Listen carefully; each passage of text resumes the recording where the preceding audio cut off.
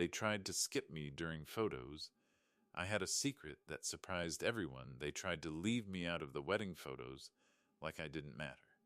Smiles were forced, positions were changed, and I was quietly pushed outside the frame.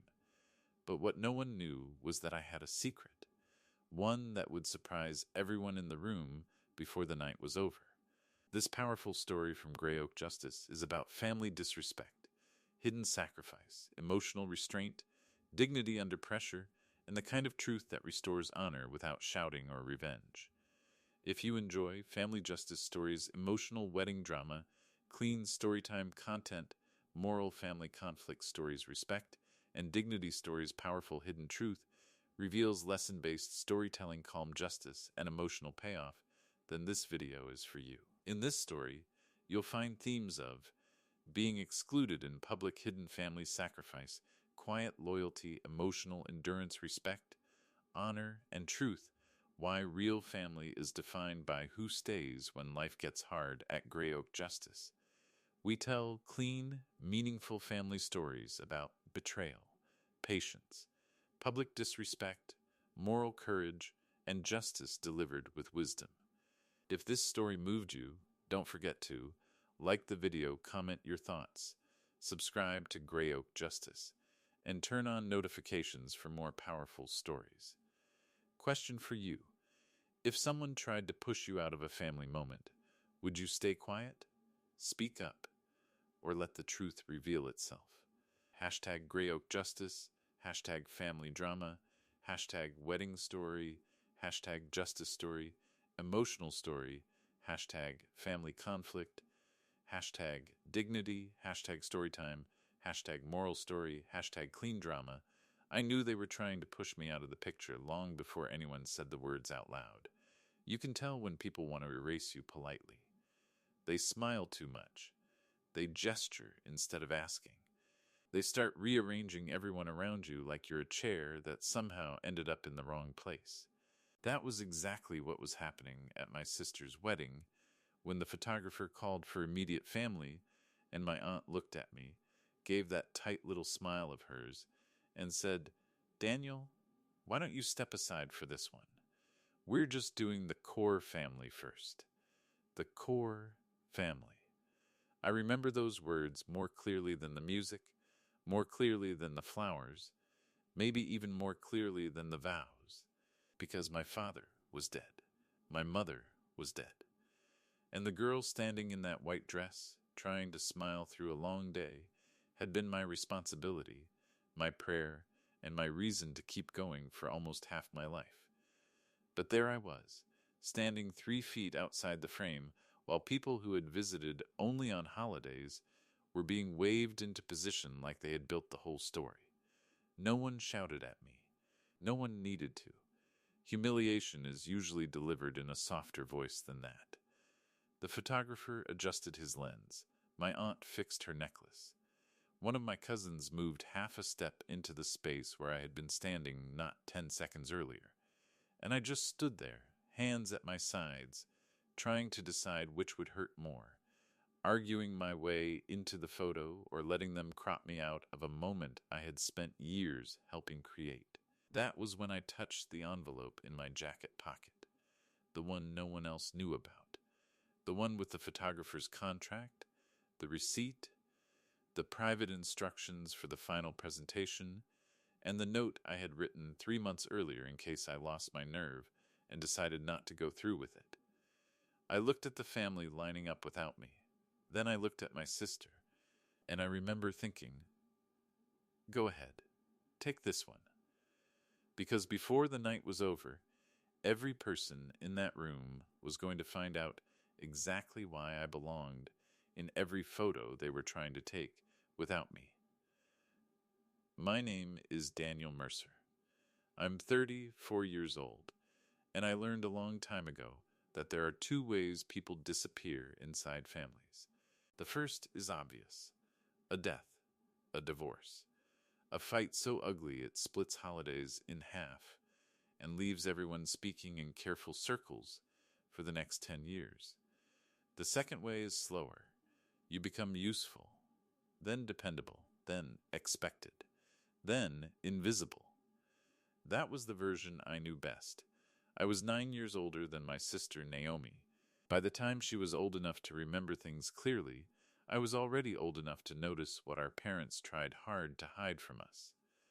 Bills stayed stacked a little longer on the kitchen counter. My father worked later. My mother became quieter around the first of every month. We weren't miserable, and we weren't broken. But we were one serious problem away from a very different life. Then, the serious problem came. My father died when I was 19 and Naomi was 10. It was a highway accident on a wet November morning, the kind that arrives in a phone call and leaves the whole house sounding wrong forever afterward. One moment we were a family with routines and assumptions. The next, we were a mother with tired eyes, an older son suddenly mistaken for a man, and a little girl who started sleeping with the hallway light on because darkness had become personal. My mother did what she could.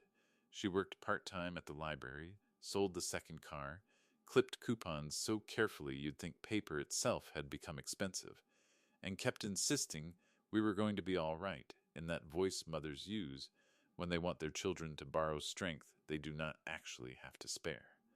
I believed her because I wanted to. But I also got a job within 2 weeks. Then another. Not because anyone forced me. Because some things become clear very quickly after a funeral. Somebody had to cover groceries. Somebody had to drive Naomi to school plays and dentist appointments and Saturday tutoring. Somebody had to keep the furnace working, the sink from leaking, the lawn from turning into evidence that the house had given up. That somebody became me. I didn't resent it. Not then. People hear a story like that and assume the older sibling must have been robbed. Maybe in some ways I was. I didn't go away to college. I didn't spend my early 20s discovering myself in any glamorous sense. I discovered payroll schedules, late fees, coupon books, insurance paperwork, and the exact number of days you can stretch leftover soup before it becomes a health risk. But I also discovered something else.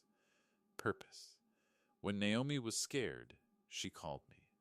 When she needed poster board at 9:30 at night because she had forgotten a project was due the next morning, I was the one standing in the fluorescent aisles of a 24-hour store, trying to remember whether glitter glue counted as essential. When she got the flu in 7th grade and cried because she thought she'd miss her spelling bee, I sat on the floor outside her room with a notebook and read words through the door until she laughed at how ridiculous I sounded saying miscellaneous for the 5th time. When she started high school and pretended she didn't care whether I made it to her first debate competition, I took a shorter shift, showed up in my work boots, and sat in the back row anyway. That was us, not dramatic from the outside, but built out of 1,000 ordinary acts of staying. My mother lived long enough to see Naomi graduate high school. I still thank God for that. She got to clap from the bleachers, hold Naomi's face in both hands afterward and say, "Your father would be so proud," without her voice breaking completely. She died 18 months later. Cancer. Fast. Unfair. The kind that makes time look honest until suddenly it isn't. I was 28 then. Naomi was 19. Old enough, people said, to manage, as though age alone can teach a person how to lose both parents before they're fully out of childhood. After the funeral, relatives said all the usual things. Let us know if you need anything. We're family. You're not alone. Most of them meant it sincerely in the moment. But sincerity under soft lights and funeral flowers is easy. The real test comes 3 months later when there are bills to sort, paperwork to file, a young woman too grief-heavy to focus in class, and a house full of objects that still smell like the people who used to live around them. Very few people pass that test. I did. Again, not because I was noble. Because there was no version of life in which I would have left Naomi to figure out adulthood while drowning in grief. So I rearranged mine around hers. I moved back into the family house full-time after briefly renting a small apartment with a friend from work. I took over the mortgage. I refinanced a loan my father had never finished paying. I learned how to read legal documents without feeling stupid. I sat with Naomi at the kitchen table while she filled out scholarship forms through tears. I drove her to campus visits. I told her she was still allowed to want a future even after losing so much of the past.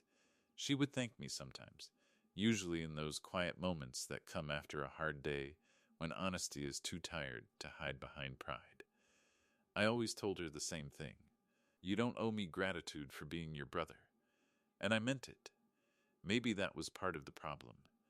When you keep doing what is necessary without making a show of it, people start writing a false story around your silence. They stop seeing sacrifice and start seeing function. You become part of the background machinery of the family. Helpful, yes. Reliable, yes. But not someone they instinctively center when it's time for recognition. That is how invisibility grows. Not through hatred, through assumption. By the time Naomi got engaged to Evan, I had mostly made peace with the role people assigned me. I worked as a site supervisor for a restoration company. I had decent savings, a tired truck that still ran better than it looked, and a house that remained stubbornly full of practical furniture because I had never learned how to decorate for anyone except utility. My life was not glamorous. It was stable, earned, quiet. Naomi never treated it like something small. That mattered. Evan didn't either, which is one of the reasons I respected him from the start. He was not a man who mistook volume for strength. He listened carefully, kept his word, and treated Naomi with the kind of steady consideration that makes an older brother unclench a part of himself he didn't realize had stayed tight for years. When he asked for my blessing, not permission exactly, but blessing, I knew what he was really doing. He was honoring the role I had carried. Not many people do that gracefully. He did. I told him yes before he had even finished his sentence. The wedding planning began the way most weddings do. Spreadsheets, opinions, color palettes, people suddenly caring very deeply about chairs, candles, and fonts. Naomi wanted something elegant, but not excessive. Meaningful, but not theatrical. She wanted good food, decent music, and photographs that didn't look stiff or artificial. That last part mattered to her more than most people realized. Photos were sacred to Naomi, not because she loved attention, because she had lost so much already. After our mother died, we discovered that years of old family albums had been damaged by moisture in the basement storage room. Some pictures survived, many didn't. A lot of the images that remained were loose prints in cracked boxes, envelopes with dates scribbled across them, and digital files backed up on outdated devices no one had properly labeled. It hit Naomi hard. When parents die, photographs stop being decoration. They become proof. Evidence that certain hands once held yours, that certain faces once leaned into the frame beside you, that a life existed before grief redrew all the borders. A few months after the engagement, Naomi and I were in the attic sorting through old boxes when she sat cross-legged on the floor, holding a faded picture of our father crouching beside her tricycle. "I wish," she said quietly, "that I had more of this." I looked up from a stack of tax files and school papers. "More of what?" "This feeling," she said, turning the photo slightly toward the light. "That we were, all there, before everything started disappearing." I didn't answer right away. Then she smiled in that sad, practical way she had inherited from our mother and said, "That's why I care so much about the wedding photos. I know it sounds sentimental. It doesn't sound sentimental. It kind of does." "No," I said. "It sounds like you understand something most people only realize too late." She looked at me for a moment, then put the picture gently back in the box. That conversation stayed with me longer than she knew. Maybe that's why I did what I did next. 3 weeks later, I called the photography studio she had been considering and asked for the owner. His name was Martin Hale, a patient man with the kind of voice that suggested he had spent half his life getting nervous families to stand still under bad lighting. I asked him questions Naomi never would have asked because she was too worried about budget. Could he restore old prints digitally? Could he build a private slideshow? Could he produce a same-day display?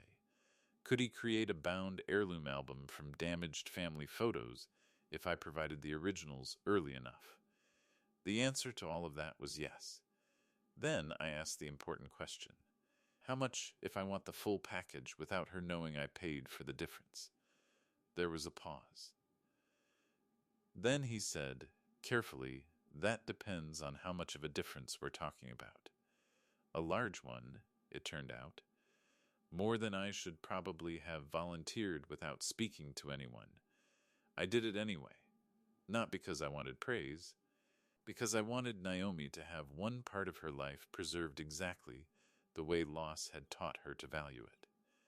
So I signed the contract. I covered the expanded package, the restoration work, the live reception display, the prints, the custom album, and one very specific ad on Martin seemed surprised by at first, a private closing portrait session at the end of the night, reserved for a shot list only I would provide. That one matters most, I told him. He said he understood. I'm not sure he fully did then, but he would. For the next 4 months, I became a secret archivist of our family's life. I visited old neighbors and asked whether they still had copies from school parties, backyard cookouts, graduations, church picnics, and one unforgettable 4th of July when our father almost set his own shoe on fire trying to impress us with a grill he did not know how to use. I called Naomi's former teachers. I drove to my aunt's house and borrowed boxes she had nearly thrown away because she assumed no one would ever sort through them. I paid a technician to recover files from an external drive so old it looked like a relic from another century. Late at night after work, I sat at my kitchen table, scanning, organizing, and labeling images while cold coffee gathered rings on the wood beside me. I watched our father age and laugh and kneel and wave through hundreds of frozen moments. I watched our mother straighten collars, lean over birthday cakes, hold Naomi on her hip, and stand beside me at science fairs with the exact same proud expression she used at my high school graduation and Naomi's first college acceptance. And in picture after picture, there I was too, sometimes front and center, more often in the background. Holding a bicycle, carrying grocery bags, fixing a curtain rod, standing off to the side at school events, driving, waiting, lifting, staying. That hit me harder than I expected, because photographs are honest in a way memory sometimes isn't. They showed what I had never stopped to name. After our father died, I had moved from child to witness to worker to guardian so gradually I never noticed the shape of it while living it. But there it was, in image after image, the older brother becoming something larger, not out of ambition, but necessity. I didn't tell Naomi any of this. I wanted the gift to arrive whole. The only person I let in on part of the surprise was Evan. He found out by accident when he called me one evening, and Martin's studio number flashed on his phone because I had sent him a scheduling update earlier that day. "You paid for the photo upgrade, didn't you?" he asked immediately. I sighed. "You weren't supposed to know that. I only know because I'm marrying your sister, and I've spent enough time around both of you to recognize your style of generosity, which is to say you hide it badly from the people paying attention." I laughed at that. "Just don't tell her." "I won't," he said. Then, after a pause, Daniel, "This is a remarkable thing you're doing. It's just pictures." "No," he said. "It's memory. That's different." He was right. Still, I didn't do it for a speech later or a scene. In fact, If the night had gone the way I expected, almost no one would have known how much of the photography was my gift. Naomi would know eventually when I gave her the letter tucked into the front of the album. Evan knew. Martin knew. That was enough. Or so I thought. The trouble began the week of the wedding when Aunt Caroline became more involved than anyone had the energy to resist. Every family has at least one relative who mistakes access for authority. Caroline was ours. She was my mother's older sister, sharply dressed, socially polished, and permanently convinced that if she was not directing a situation, the situation risked collapse. She wasn't evil. That would have been simpler. She was just deeply committed to appearances and far too comfortable confusing performance with importance. She loved Naomi in her way, I think, but she loved presentation almost as much. From the moment guests started arriving, Caroline operated like a woman managing a state dinner. She adjusted seating charts people had already approved. She corrected the florist about arrangements she had not paid for. She told the catering staff where to place trays despite having no role in the contract. And because wedding days are crowded, emotional, and full of people too busy to argue, she got away with most of it. I stayed out of her path as much as I could. Then came the photos. If you've never watched a wedding photographer organize extended family portraits, count yourself fortunate. It is part art, part logistics, part crowd control, and part low-level spiritual warfare. People vanish at exactly the wrong moment. Someone always blinks. Children suddenly forget how knees work. Men who never care about posture become wildly opinionated about where they should stand. Martin handled it well. He moved people briskly, gave clear instructions, and kept the pace steady. Bride and groom, bride with bridesmaids, groom with groomsmen, couple with both sides, grandparents, cousins, college friends, immediate family. That last category should have been simple. It wasn't. Okay, Martin called, checking his list. Let's get immediate family with the bride. Naomi moved into place beside Evan. I stepped forward automatically. So did Aunt Caroline. Then Uncle Peter. Then two cousins who had no business being there unless the definition of immediate family had expanded beyond all known legal and biological meaning. Martin looked uncertain for a second as people drifted into formation under Caroline's guidance. Actually, she said brightly, let's do one with just the core family first. Then she turned to me. Daniel, why don't you step aside for this one? We'll bring you in after. It took me half a second to understand what she meant.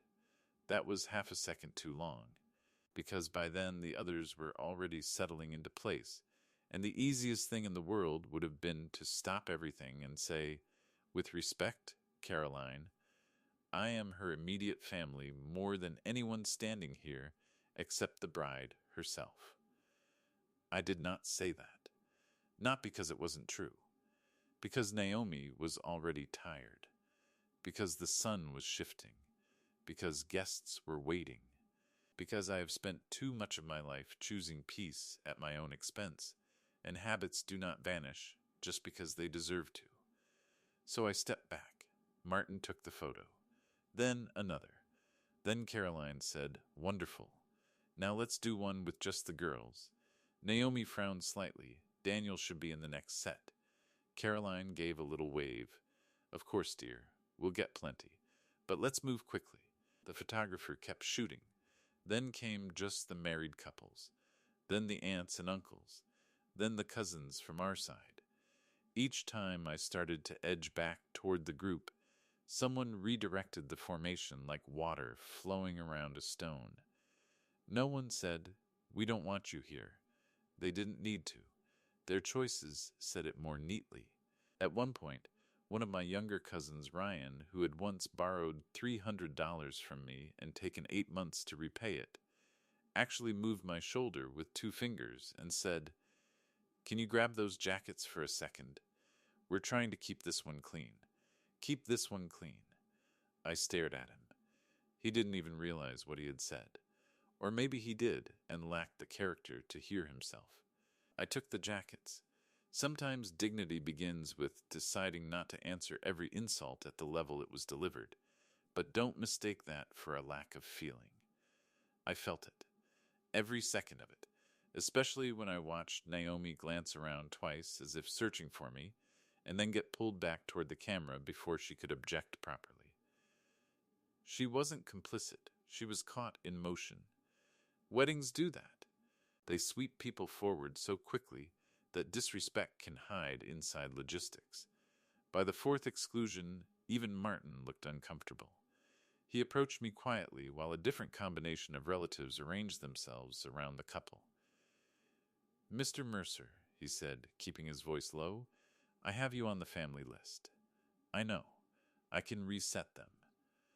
I looked past him at Naomi.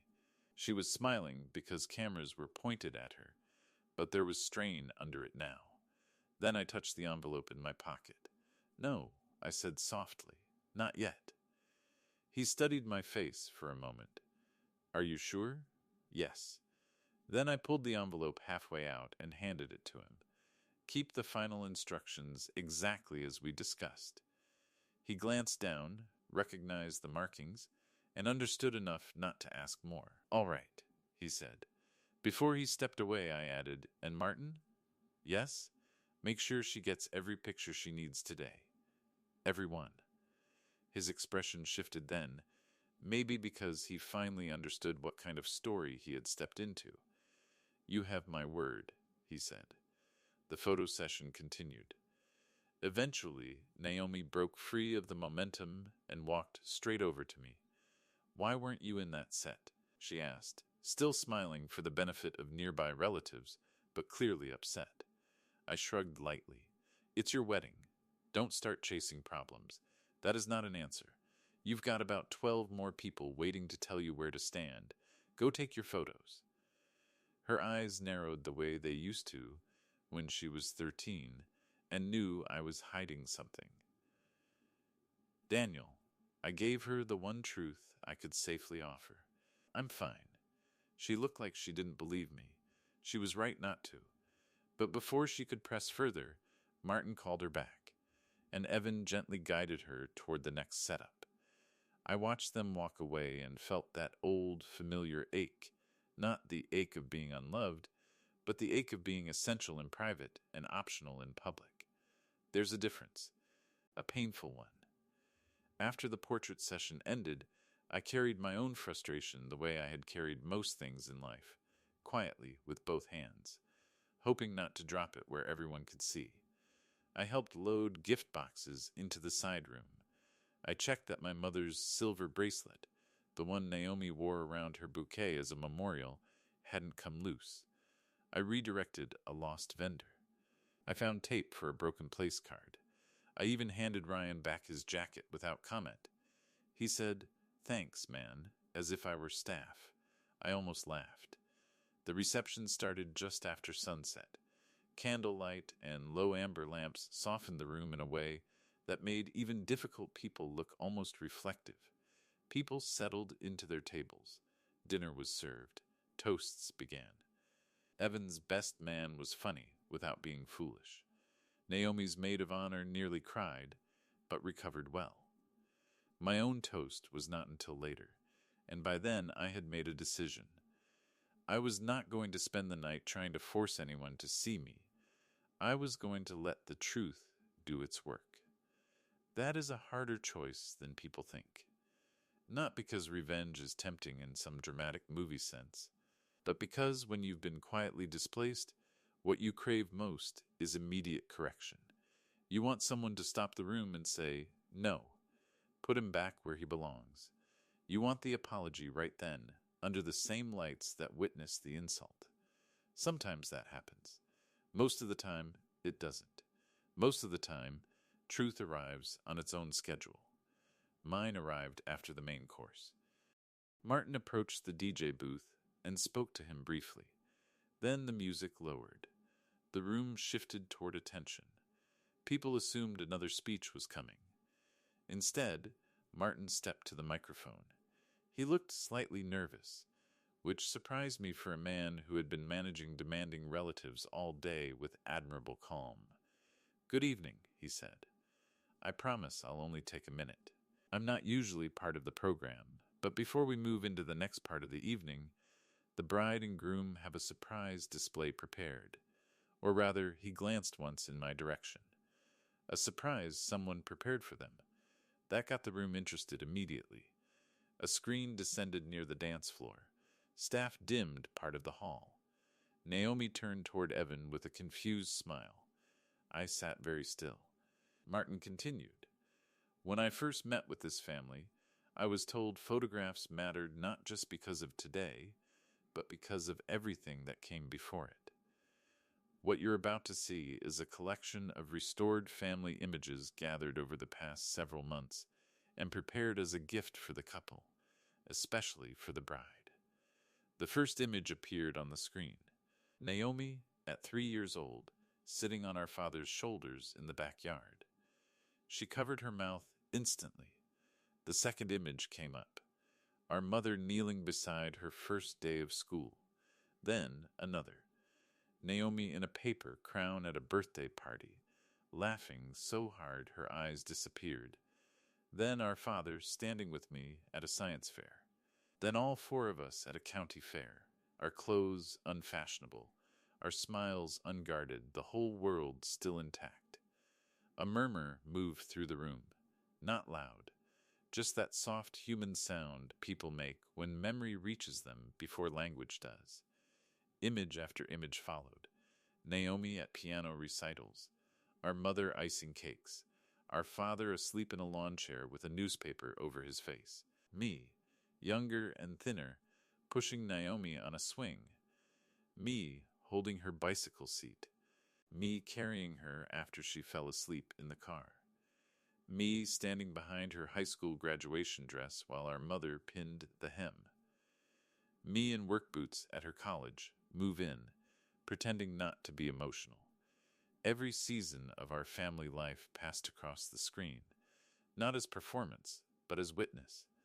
By the time the newer photos appeared, the ones from after our mother's death, Naomi was crying openly. Evan had one hand over hers and the other pressed against his mouth. Then the slideshow paused. A title card appeared. The people who stood when life changed the next images weren't random. They were arranged.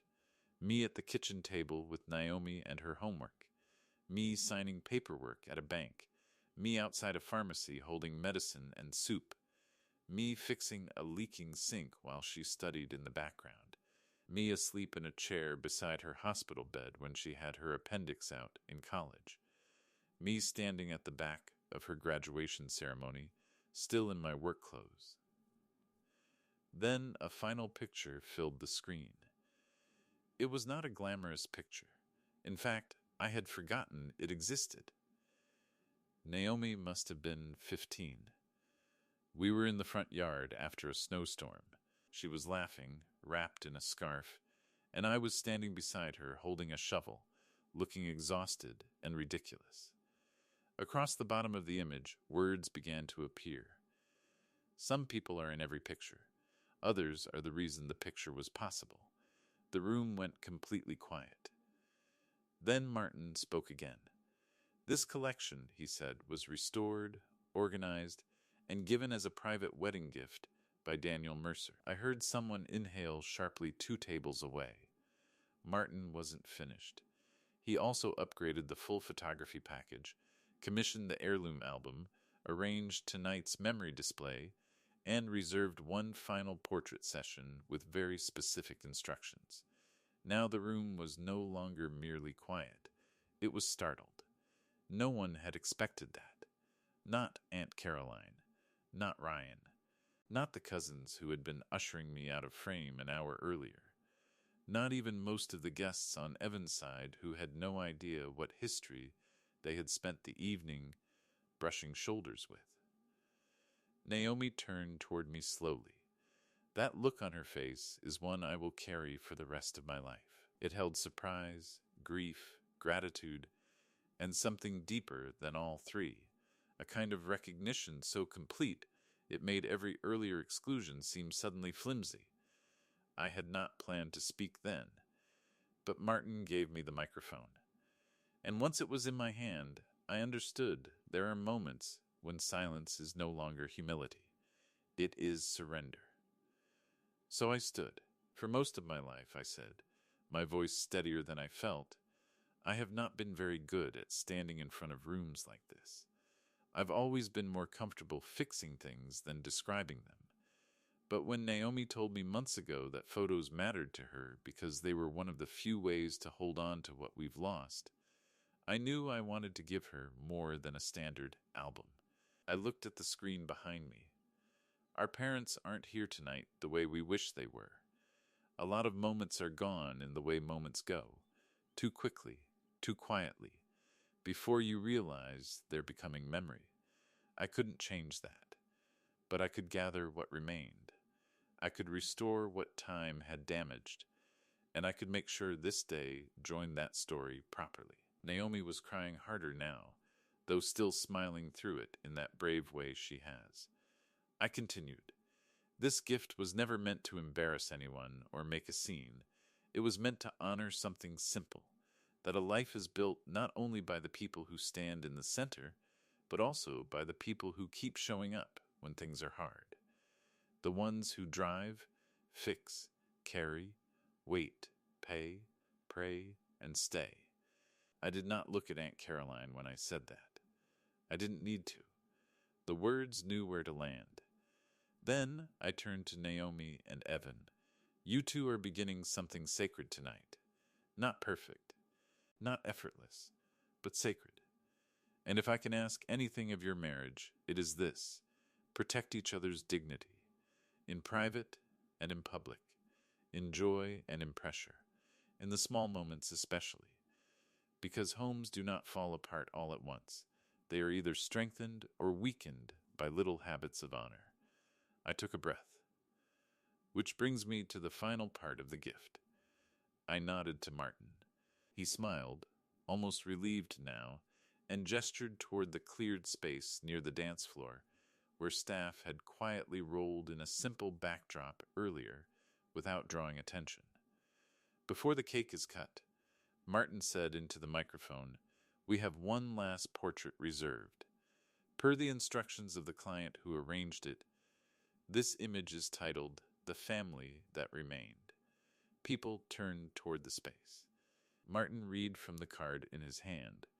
"For this portrait," he said, "the bride has requested to stand with her husband, and beside them, the brother who raised her, carried her through loss, and made sure her history did not disappear." There was an audible reaction then, not theatrical, just human. Naomi was already on her feet before he finished reading. She crossed the room toward me so quickly she nearly caught the hem of her dress, and when she reached me, she threw both arms around my neck with the kind of force only grief and love together can produce. "You did all of this?" she whispered. I held her carefully so I wouldn't crush the dress or the moment. "Yeah," I said. "I did. You should have told me. It wouldn't have worked if I told you." She pulled back just enough to look at me. "Do you have any idea what this means to me?" I smiled. Probably not fully. She laughed through tears, which somehow made half the room do the same. Then she said something no one there was prepared to hear. Loudly. Clearly. With the microphone Martin had wisely passed into her free hand. "If anyone is still confused about who belongs in my family pictures," she said, turning toward the room, "let me make that very easy. The man some of you asked to step aside today is the reason I ever made it to this day whole." No one moved. No one breathed too confidently either. Naomi kept going. "When our father died, Daniel was still barely more than a kid himself. When our mother got sick, he never once let me feel like I was alone in this world. He paid bills, fixed disasters, got me to school, got me through college, sat through every crisis, and somehow never asked for applause. So, if this is a family portrait, there is no version of it that starts without him. I don't think I had ever loved her more. Not because she defended me, because she told the truth with honor, not anger. That matters. She turned toward Aunt Caroline then, not cruelly, not even accusingly, but clearly enough that no one could pretend the moment wasn't what it was. Family, she said, is not decided by whoever reaches the camera first. It's decided by who stays when life gets hard. If you've never seen an entire table of overconfident relatives suddenly discover humility at the exact same time, it is a remarkable sight. Caroline lowered her eyes. Ryan looked like he wished the floor had options. Even Uncle Peter, who usually drifted along behind Caroline's opinions like a boat with no engine of its own, had the decency to look ashamed. Martin lifted his camera and said softly, "Let's take the picture." Naomi took my hand. Evan came to my other side and clasped my shoulder once, firmly. The three of us walked to the backdrop together. Then Martin did something I will always respect him for. He paused before shooting and said, "No distractions. No extra bodies, just the people named." It was a professional instruction. It also sounded very much like justice. So we stood there, Naomi in the center, Evan beside her, and me on her other side under warm light, with a room full of witnesses and no more confusion about placement. "Closer," Martin said gently. Naomi leaned her head against my shoulder, and for the first time that entire day, I was not outside the frame of my own life. The camera clicked, then again, then once more. 3 shots. That was all. But some moments do not need repetition to become permanent. After the photo, people applauded. Not wildly, not because applause was required, because truth had finally been given a shape everyone could see. I stepped back first, not out of habit this time, but because the point had been made. Naomi refused to let go of my hand until we reached the table. A little later, while dessert was being served, Aunt Caroline approached me. She had none of her earlier polish left. Not fully. Pride still clung to her, but it was damaged now. "Daniel," she said quietly, "I owe you an apology." I let the silence rest a second before answering. "You do," I said. To her credit, she didn't flinch. "I got carried away," she said. I was trying to organize things quickly, and I stopped her gently. "Caroline," I said, "you weren't organizing. You were ranking." Her mouth closed. "That wasn't cruelty. It was precision. I don't think you meant to be malicious," I continued. "But there's a kind of disrespect that grows from caring too much about appearances and not enough about history. That's what happened today." She nodded once, very slightly. "I see that now. I hope so." There was no triumph in saying it. That's another thing people misunderstand about justice. If you are healthy, real correction does not taste like revenge. It tastes like clarity, necessary, clean, and a little sad. Caroline looked toward Naomi across the room.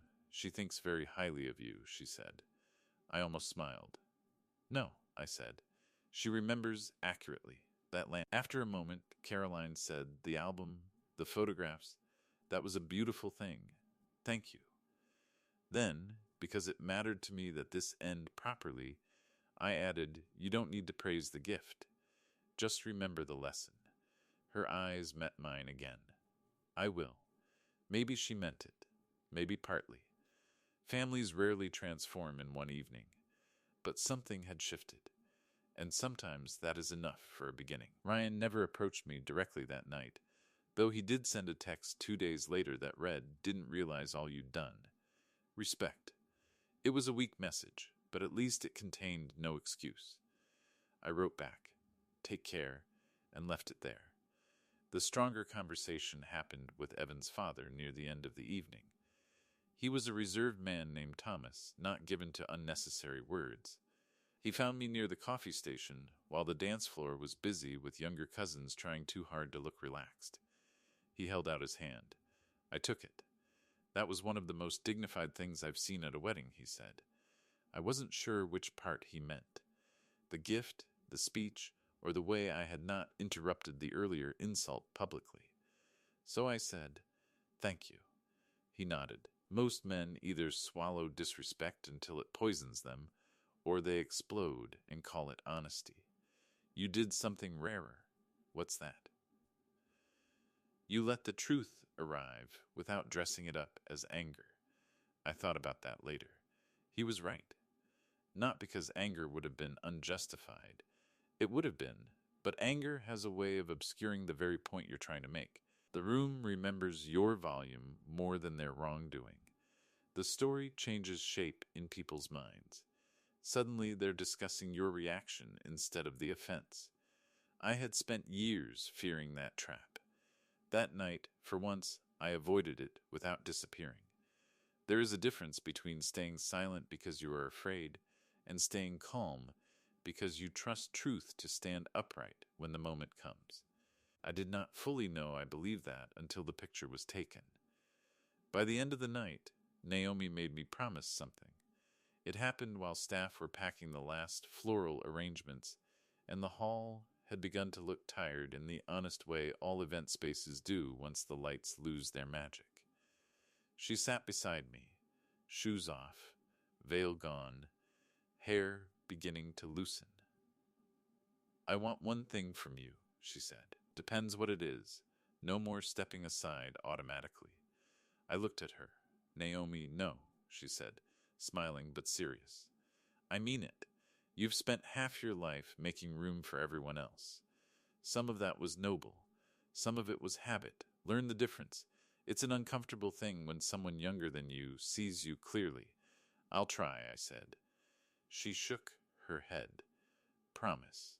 So I promised. A few weeks later, Martin delivered the finished album. It was heavier than I expected, bound in deep blue cloth, with embossed lettering so understated you could miss its quality if you were the sort of person who only notices glitter. Naomi opened it at my dining table while Evan stood behind her, both of them turning pages slowly like they were handling something alive. Old photos restored, wedding portraits sharpened into permanence, candids from the reception, laughing faces, quiet glances, hands joined, our parents, in memory, woven naturally into the story rather than left at the edges as sorrow. Then, near the end, the final portrait. The family that remained. Naomi, Evan, and me under warm light. No confusion, no extra editing, no apology. On the page opposite it, I had asked Martin to place a short note. It read, "For Naomi, may your home be built by the kind of love that protects dignity, remembers sacrifice, and never mistakes silence for insignificance." "Love, Daniel," she cried again when she saw it. I pretended not to notice for about 5 seconds, then handed her a napkin. That picture hangs in her hallway now, not in a side room, not in a back office, not hidden among dozens of decorative frames people only half see, in the hallway. Eye level, where anyone entering the house must pass it. I'm not in the center of the image. I don't need to be. I'm there. That's enough. Sometimes people ask me now whether I regret not confronting everyone immediately during the photo session. The honest answer is no, not because confrontation is always wrong. Sometimes it is necessary. Some situations demand a firm word in real time. But that day, at that wedding, I knew something the others didn't. I knew the story was larger than their small attempt to manage appearances. I knew I had already built a truth too substantial to be erased by a few rude instructions and a shifted camera line. That knowledge gave me patience, and patience, when joined to clarity, can be powerful. I also learned something else that day. A lot of people think recognition is the goal. It isn't. Recognition is unstable. It depends on mood, memory, vanity, convenience. People recognize you when it suits the version of the story they prefer. The real goal is to live in such a way that truth remains available, whether or not others honor it quickly. That is slower work, harder too, but better, because applause fades, character doesn't. When I think back to that moment now, the one from the beginning, when Caroline smiled and asked me to step aside for the core family, I don't feel the same sting I felt then. What I feel instead is a strange kind of gratitude. Not for the insult itself, never for that, but for the exposure of it, for the fact that what had been subtle for years finally became visible, for the fact that the room had to reckon with the difference between proximity and loyalty, between appearance and history, between relatives who attend events and family who carry lives. And above all, I'm grateful that Naomi did what many people fail to do, even when the truth is placed right in front of them. She named it. Calmly, publicly, honorably. That matters more than any revenge ever could. Because in the end, the surprise of that night was not merely that I had paid for the photography, restored the images, or planned the final portrait. Those were details. Meaningful ones, yes, but still details. The real surprise was this. The man they tried to move out of the frame had been holding the whole frame together for years.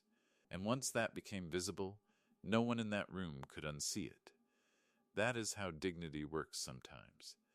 It waits, not forever, not passively, but long enough for truth to arrive with its full weight. Then it stands where it was always supposed to stand, inside the picture,